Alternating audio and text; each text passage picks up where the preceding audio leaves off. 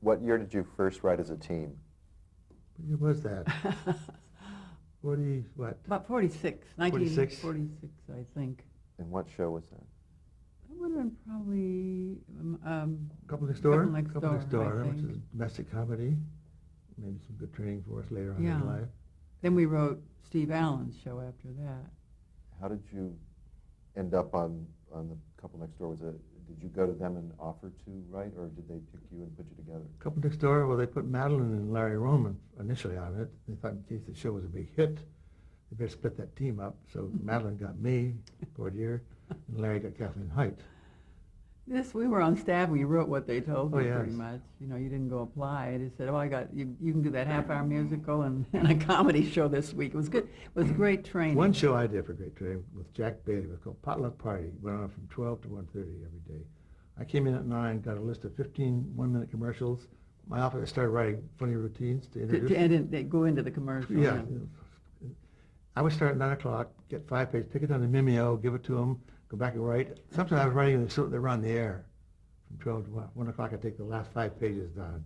It made you write fast, not necessarily great, but fast, which is good training. When did you consider yourself permanent partners? Was this... Yesterday, actually. No, couple Next Door. No, I mean... Well, permanent. We wrote that, we wrote Steve's show, and then we decided to try to get on the network. Those were both Pacific Network, and so CBS was developing these shows for the full network, and so we met for lunch, and I had a list of the shows I thought we could try out for. And Phil Harris was on the list, wasn't it? Oh, and Also, Marmus Brooks, yeah. and I don't know, Ozzie and Harry, whatever. And we had My Favorite Husband, which was a new CBS But show. I'd come up from the desert after recuperating from surgery, and she said, give it a year, right? Yeah, I said, let's try, and we'll write, a spec script for and try to get on these shows. And we picked My Favorite Husband because we knew that the writers were leaving, Bill Davenport and Fred Fox, and they were friends of ours, and they said they may need writers. And so I said, let's try that. And Bob said, well, I don't want to get tied down. I'll give it a year. I didn't really like her work, that, but thank We've been God writing she together. did. It'll be 50 years. Yeah. And he wasn't sure it would work out. She has all the discipline. Like, I never typed a script in the entire 50 years, the final script ever. Well, I couldn't type if you paid me. I was going to ask you what each of you brings to the table. And She brings the I typewriter. type. I walk. I'm a pacer. I pace back and forth. We found that we just wrote well together somehow. We had the same sense of humor.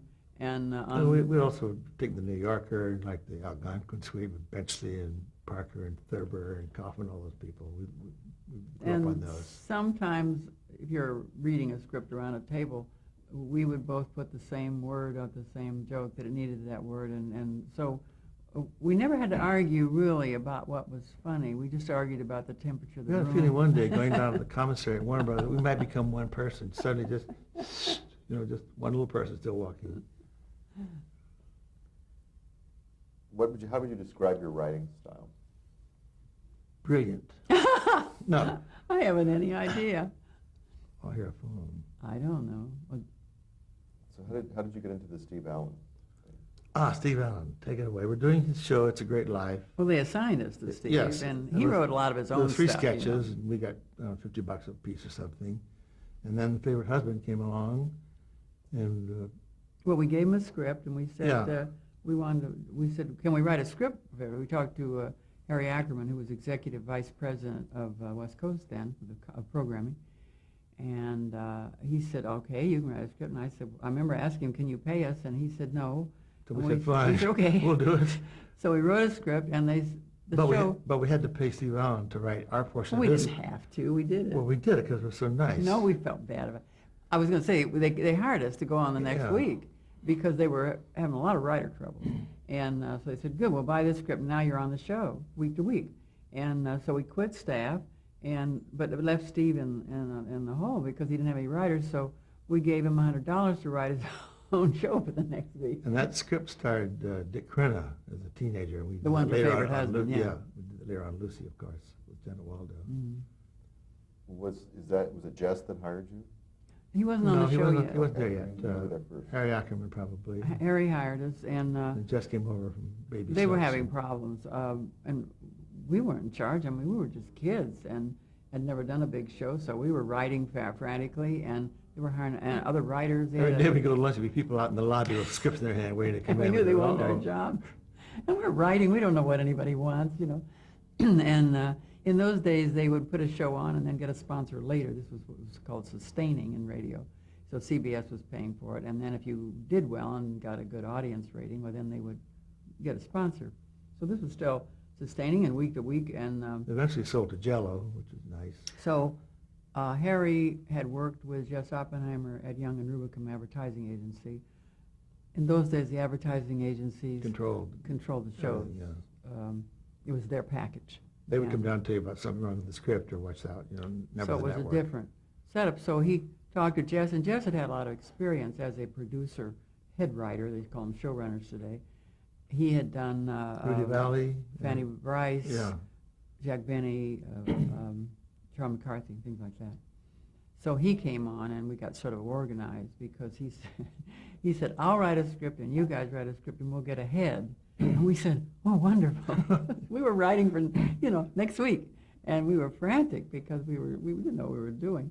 And he had experience and discipline. And then the three of us wrote it together then, and it all worked. And then they got a sponsor. When the show went on later, and went on pretty regularly, we just loved the fact that it'd be a national crisis. We'd be shut down. Like Roosevelt would come and have a fireside chat. Oh, thank God there's war someplace. Well, we did 39 We shows. get a week ahead. 39 shows a season. And jumping ahead a little, we thought that's what you had to do in television. So the first year of Lucy, we wrote 39 shows. Three of Because- us, three little dramatic folks. Three right? because we're from radio. Yeah, that's what and you did. We didn't know, and nobody else knew either. So that was incredible. You can do it if you have to. Was My Favorite Husband in mid-season when you came on? I don't know, it was mid-anything. It was August, so I don't know. They've done two or three, hadn't they? I think we were the fifth show or something was Yeah. on, I In the believe. summer we started. And then, that was 1948? yes, it was August 1948, I do remember that. And so we just started when that all kind of worked. Was there a big difference between the way the Steve Allen show was done and the way this program was being done? Did Steve have an audience? Oh, Steve had an audience. had an And we audience, had an yeah, yeah. audience. So we were in Studio B, I think, of CBS at Gower and Sunset. Miss Brooks was in A or Studio A? I think so. Yeah. The Studio A was a big one. That's Studio, right. but that you had an audience and tickets and you got all dressed up. Well, they put on a show. And we had an orchestra. We had Bill Hatch's orchestra, Yeah. who was on staff at CBS. So you'd play the theme, and you had the announcer, and you did a whole show. In fact, in Jess Oppenheimer's book, which I didn't remember, he took Lucy over to the Benny show to show her how Benny played to the studio audience on his radio show.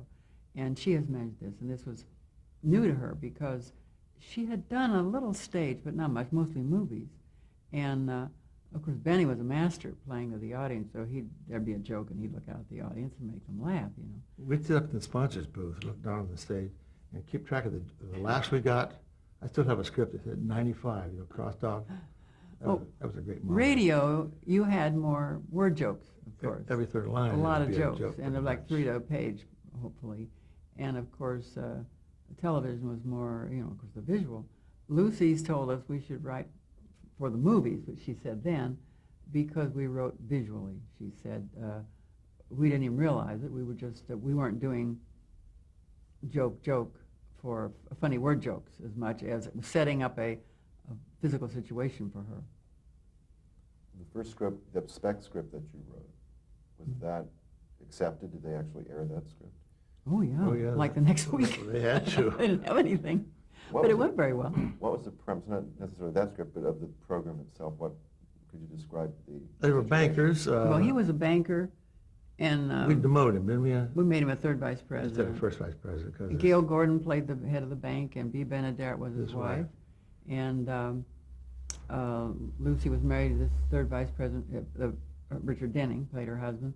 And they had a maid named Katie, who was played by Ruth Parrott. And But we lowered them so we could have better It stories. was married you know. humor, just married couple humor. Well, the show we wrote was her husband George has promised that she'll teach the son of the bank president to dance. He didn't go into his first dance, and she taught him how to samba, which is a big dance then. And she said, I don't want to do it. And he said, well, you have to do it because it's a favor for the president. And so Richard Crenna played the kid, and he was marvelous. And it turned out to be very funny, thanks to all the performers. And we did that show over on I Love Lucy the first year and changed it around quite a bit. And Janet Waldo played his friend. Girlfriend, yeah. It's called The Young Fans, I think. But it was all changed quite a bit. And it was Richard Crenna again. Yes, Slim yes. did it again. Talk about the first time you met Lucy. Well, we first met her, of course, on the radio show, and we were all, sitting around the table while you sit and read the. Funny thing happened after we'd been on for a couple of weeks. We asked her to have dinner with us at the Beachcombers, and she said, "Motion pictures, you never get friendly with your writers." Well, she said somebody told her, don't get too friendly with your writers, and she didn't think she ought to go. But she came anyway. Desi was out of town with the band, and we thought, well, that'd be a good way to get to know her. And when we write for people, we like to know how they are and all their little habits, and if they can play the violin or anything, speak languages, we love that. You can use all that and maybe do whole shows. So we wanted to get to know her. She finally went with us at the Beachcombers, and we had a good time. She was so funny. But I remember being very impressed when I met her, because I'd never met very many movie stars, and we were very sort of intimidated. Did she, when you said she played to the audience, now, on I Love Lucy, the fourth wall was never broken. But would she look at the audience to get direct reactions during the radio show? Well, yeah, because nobody was photographing her. Right. Yeah. So it was okay. The mics were all lined up. I was here, two there, and Richard. We found out a lot of the things she could do from that. She used to do the closing commercial with the announcer. That's what you did in those days. And it was Jello, yes. and Jello pudding. And so... One of them had a little Miss Muffet. Yeah, the agency wrote them, and it was, the announcer, Bob Lamont, would tell the story of Miss Muffet, and then Lucy would play the spider, and Miss Muffet was eating Jello, and it was that kind of thing. And then he would go into a straight commercial. Well, she started doing little funny voices and expressions, and one of the expressions that she used as a spider was that thing she used, ew, and we used to say spider in the script, and then there were some other ones and we learned, she did funny voices, and I think she played a woman truck driver or something and used a funny voice. And so by the time we wrote for television, we knew her, and we used a lot of her little voices and talents and expressions and things in I Love Lucy. But it was Lucy getting all the laughs on the show. Was Richard Denning a comedy type, or? He was pretty much a straight man. Gail Gordon, of course, you get laughs with him, And Bea Benaderet. They were, old hands at radio, and they were wonderful laugh getters. And Richard Denning could do jokes, but he played pretty straight for her. Who worked with you on My Favorite Husband? The other writer was Jess, right? Yes. Yeah. And who was the director of the show? Jess directed it. Jess was the director? Quite often in those days, the producer would also direct from the booth, and he also directed. Who was the prior director? Do you recall? Gordon Hughes. Gordon Hughes, who was a staff director, did it. How did you generate story ideas? By the sweat of our brows. Well, you sit down and you say, what are we going to do this week? Oh, you got to do another one, okay. We started keeping a book, a little steno book of ideas. They always didn't work out, but maybe a year later they could work out. And we'd sit with Jess and we'd just get the story, and then we would do the script, and then he did a rewrite. And we would come in with ideas. That's the way we worked with him on television. We'd say we got this idea, and then we'd work out the, the beats and the scenes. We'd sort of meet for breakfast and get some ideas, and then go to Jess's house and discuss it with him. He was very good for us because he wouldn't let us leave his house till we had the story. It was marvelous training because we learned in radio, and you just did it, and you did it every week. I think only once during all the Lucy days we didn't get a story on one Monday night. Had come in the next day. We stayed maybe till 8 or 10 at night. Worked till lunch. Well, there's something when you have to get it's just a deadline. It's like a newspaper writer. You get the story finished an hour before you have, 2 minutes before you have to. You just do. Because that week's show is in production, so you can't, take away from that. You got to. Is there any one thing Jess brought to the table or that you relied on him for? I think he had a good story mind. Yeah. He had a good plotting mind, and the discipline, and Did he teach us if a joke isn't working, go change the straight line? Or was that Abe Burrows? it was Abe Burrows. We also took a comedy writing course from Abe Burrows during the war. And Abe Burrows was, Well, he Playwright. he started in radio, but he ended up being a playwright. How to Succeed in Business Without Really Trying. He did a lot of big Broadway shows, and his son is a director. Jim Burrows. Jim Burrows, yeah. so when did you first hear about CBS's plans to take My Favorite Husband to television? Well, didn't Lucy's agent, Don Sharp? Well, that's right. Don wanted to do the television show, and we heard. At first we weren't asked about it. They had other, I don't know, they had other people, I think, and NBC was interested in. Actually, they wanted her to do they wanted her to go into television with My Favorite Husband. Yeah, it was the bankers. And with Richard Deacon, Richard Denning. Yeah, she said, no, I want to do it with my husband. And we said, whoever that is. Well, we knew him, but they didn't want to do that. They said, well, who will believe that you're married to a Cuban band leader? And she said, well, I am married to him, and she held out. So they asked us to write a called Vaudeville Act, a stage act for them, where Desi was going on the road, and then she would interrupt and try to get into the act and come up from the back of the audience and all. So Bob and I wrote that, and they went on the road with it, and I think they played quite a few places. Yeah. And then they had people look at it. They said the network. They had the great cello bit that she came in. And of course they worked beautifully together, and they could see that he was funny, and they said, okay. So then they asked Jess and Bob and me to do the I Love Lucy pilot. Did you have a social relationship with Lucy and Desi at this time, or was it still pretty much? It's pretty social. We would go to anniversary parties and things, out to their house in the valley for dinner and exchange Christmas presents. So at the time, how would you prepare for the transition to television? I mean, that's a Well, what's interesting, Tom, when we started the show, oh, by the way, we were in Europe, we got a wire from our agent saying, the show is sold. We said, we don't know if we want to get back or not. We'd written 2 shows before we left, one with Hamley Stafford, 3, somebody else too. Well, never. Anyway, No one's gonna know. the show's sold. We thought, oh, gee, do we want to go back for that? We're both running out of money, so we thought we better come home and do the show. So when we started writing, we didn't know what the sets were because there were no sets. There were no marches. We'd write and say, whoever that is comes in that door if there's one there. Maybe there's a kitchen, maybe there's a bedroom, who knows? Just write sort of blindly, And also, while they said you had to have like 8 scripts to start, which was some arbitrary figure, but you had to really plan. So we're busy writing, and meanwhile, Desi and Jess and all these people are figuring. Well, I should back up and say they're figuring how to put it on film. But before that, someone said to Desi, "When are you moving to New York?" This is a well-known story. And he said, "What do you mean?" And said, "Well, of course you're doing this show from New York because most of the audience is back in the East.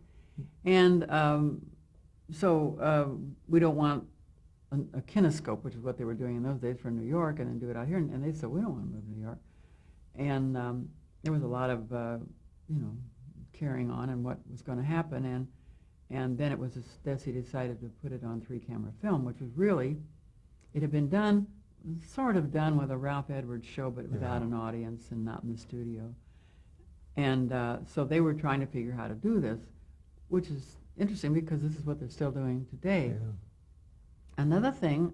Trying to studio, was that a big problem? Yeah, we were gonna do it in a theater because Ed Sullivan was done in a theater and Sid Caesar, and they looked all around Los Angeles for a theater, and they couldn't find anything that they could use all the time, every week.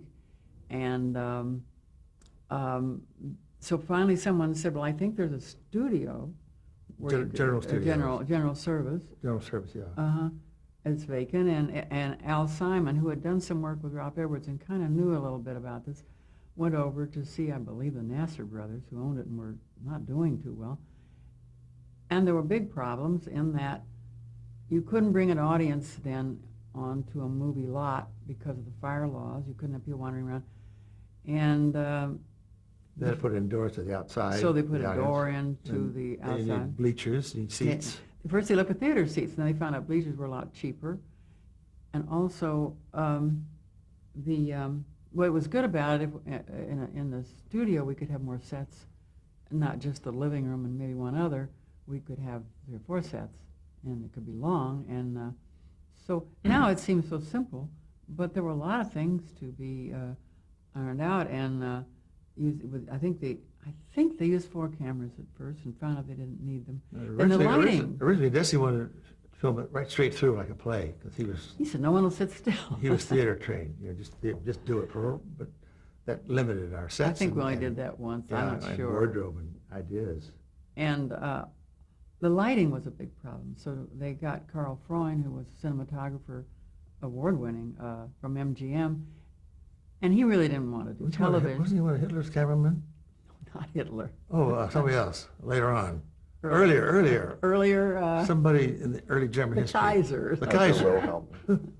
But they got him. He was in it. It was a challenge to him, and he had invented a lot of things, and he thought it might be kind of fun to see if he could do it, because you were lighting for a long shot, a close-up, and a Yeah. medium shot all at once. So it was very flat lighting, which really hadn't been done. So Danny Kahn, who edited the first shows, talked about it, and he said there was the writers from radio, Carl Freund was from the movies, Desi was from theater. Desi was from the stage. theater, and Lou's from the movies, and everybody got together and put in their 2 cents and made it work. One fairly amusing story, but you'll be the judge of that. We'll see. They would mark places for the camera. Camera A, move 1, 2, 3, B, 3. One day after a rehearsal, man came in and took up all the tapes. He wanted to clean up the They thought they were floor. messy stage there. Well, so they had to mark them all over again. backing up, they had to put in a new floor because it was very bumpy, and of course the cameras had to move. Yeah. While the scene was done, they couldn't have a lot of noise, and they couldn't have it bumping around, and so they put in a new floor. And meanwhile, we're off somewhere in a little room writing. We sort of know this is going on, and finally they hired Bill Frawley and Vivian Vance. We finally found out who the Mertzes were. Where the doors were on the set, that was good. In the original pilot, there were no neighbors. Yeah. And we were told, I don't know if it's apocryphal, that, who was it? Bailey? Philip Phil- Morris, Phil- Milton Dio, Yeah. was the head of the agency that had Philip Morris were going to sponsor it. And he showed it to Oscar Hammerstein, the famous composer. And he said, we got this little thing for television, what do you think of it? And Hammerstein said, well, it's kind of cute, but I think you need neighbors. I don't know if it's true or not. But the Burns and Allen were on by then. They had neighbors, and of course, it was marvelous. The pilot was basically the vaudeville show. Yes, it Yes, was. yes. And that involved Lucy trying to get into the act. Mhm. Yeah, And we used yeah. the whole thing with the trick cello that she had learned from Pepito the Clown, and that was the big last scene of, yeah, I'm thinking something else. And then that was kinescoped, yes, that pilot. Well, Yeah, I think so. yes, it was Yeah. done live Yeah. in Studio A at CBS, and then a kinescope was shown to the people who were going to buy it, and that was the way you did things in those days. So doing it on film, and no one knew there were ever going to be reruns. I remember Desi or somebody saying, why would anybody look at it if they'd already seen it? I mean, so that no one thought it should be permanent, and there was so many shows live in those days. I think Burns and Allen were live in the early days every 2 weeks, And so it was like inventing the wheel, as it all turned out rather well. That now you put on film, and not, but there was You no did a tape. very nice job, too, of inventing the wheel. I've always admired that in you. The location of the original studio, where you put the bleachers in Yeah. and repoured the floor, that was Las Palmas. Las, Right. it was at the South general of Santa service on Monica. Las Palmas between Santa Monica and I think Romaine, and it was where Francis Ford Coppola took over, and it has another name now. I forget what, but it was a little one of those little early, old as hell, early movie studios, I think. At one point, we liked to work on weekends because we had to, but the studio was closed. So we used to crawl over the fence and go into our office. We took a box so we could Took get a over box, the yes. wall. There's I think we need to clear up something about the names of the characters. As originally written, they were the Lopez. Larry Lopez, Oh, yeah. yes. And as filmed in the pilot, was it by the time it was filmed or pennied, it was Ricardo. That's Yeah, right. yeah. Well, there was a band leader named Vincent Lopez. Vincent Lopez at the time, and they thought they might get him confused. It was also Latin. of course. And so I have no idea, Ricardo, where that came from. The name Mertz is an amusing story, and she wanted to tell you about it. It's her idea. We wanted a sort of funny name, but not too funny. Not Hickenlooper Not, or we're making this up, and isn't it funny? Kranzmeier or something like that. So we're just talking about it, and Bob and I were, and I used to live down the street from a family named Mertz in Indianapolis. So we said, oh, that's kind of good. And so we named them Mertz, which is sort of funny, but not like you're trying too hard. And later, after it became a hit, and I ran into one of the young men who was now a doctor, and I thought he'd be mad, and he said they thought it was marvelous, they loved it. So I was very relieved because I didn't realize it was, going to becoming such a big hit, and maybe these people who were mostly doctors didn't want their name made fun of. We were also very glad that Lucy insisted on doing a show with Desi because he gave us all that nightclub background in Cuba and his accent. No, a lot of great, Yes. great comedy. We didn't know that. You luck out. How was he with the accent jokes? Was he a good sport about it? Sometimes he would fool us. If we wrote it in like he said it, he wouldn't say it that way. I forget the word. A couple of them are like that. Oh, he never minded. No. And there's an interesting thing he admitted years later. Sometimes there'd be a joke that was based on American slang or something. American and, folk story. And he wouldn't know what it was, but he never let on. He Well, sounded like Chicken Little. He had no idea who Chicken Little little was. nursery rhymes. We do some little joke on that, and he never said a word. He smiled. He said, well, I figured you guys said it was funny, but I didn't know what it meant. Was there a big, so what you were presented with was adapting My Favorite Husband to television with a new leading man and Neighbors. Well, the Neighbors kind of replaced. We really Gail wanted Gordon did, yeah. Gail and Bee for that, and they were busy on other shows. Yeah, she was doing Burns and Allen. Yeah, Burns and Allen, Uh-huh. and Gail was doing Miss Brooks, so we couldn't have him. So why was it decided to make them neighbors instead of? Like an employer or something? Yeah. Well, Neighbors, you can get to them a lot quicker than going down to wherever they worked. They're right next door. They're next, they go across the You hall. can pound on the floor saying, "Do you hear that, Fred?"